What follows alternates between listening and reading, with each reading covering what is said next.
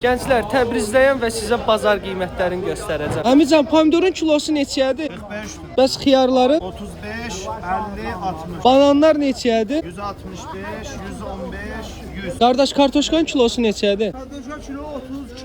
32 min. Badımcan neçədir? Badımdan bunlar 35 bin. Almanın kilo oldu 5 güme.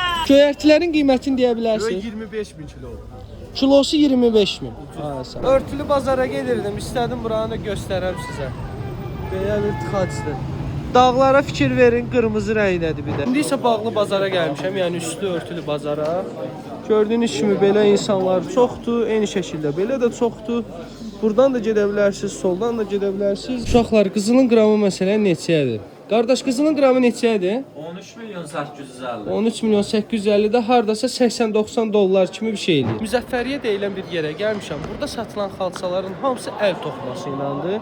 Gördüyünüz xalçaların əsasən qiyməti 800-900 dollar arasında dəyişilir. 500 dollarda xalçalar var. Məsələn, burada gördüyünüz xalçaların bir çoxu 400, 500, 600 dollaradır.